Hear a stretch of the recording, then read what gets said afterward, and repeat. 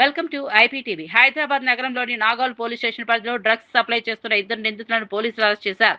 Malkajgiri SOT Nagole పోలీసులు సంయుక్తంగా నిర్వహించిన ఆపరేషన్ లో జునైద్ రజా సిద్దిక్, సునీల్ సుబ్బా అనే ఇద్దరిని అదుపులోకి తీసుకున్నారు. వీరు హిమాచల్ ప్రదేశ్ కు చెందిన మహమ్మద్ అన్సార్ నుంచి MDMA డ్రగ్స్ కొనుగోలు చేసి నగరంలో విక్రయిస్తున్నట్లు పోలీసులు తెలిపారు.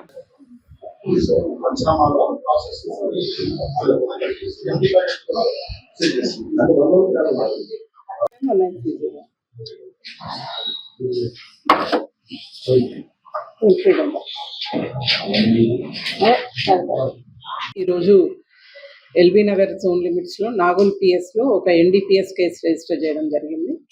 దీంట్లో 25.65 గ్రామ్స్ ఆఫ్ MDMA సీజ్ చేయడం జరిగింది అండ్ ఇద్దరు అక్యూజ్ ని ఇప్పుడు రిమాండ్ చేయడం జరుగుతుంది.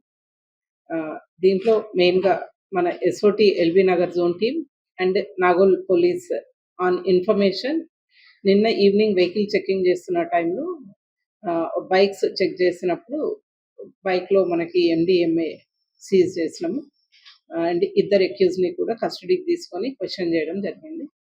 అయితే వీళ్ళు మెయిన్గా మన బండ్లగూడ సన్ సిటీ చెందిన వాళ్ళు. ఇంతకుముందు అక్కడ ఒక రెస్టారెంట్ నడిపేవాళ్ళు. వీళ్ళిద్దరు ఫ్రెండ్స్.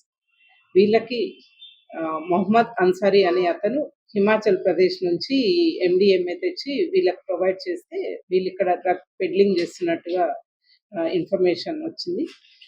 వీళ్ళని వాళ్ళ రిమాండ్ చేసిన తర్వాత ఫర్దర్ కస్టడీ తీసుకొని ఫర్దర్గా ఇంట్రాగేట్ చేయడం జరుగుతుంది.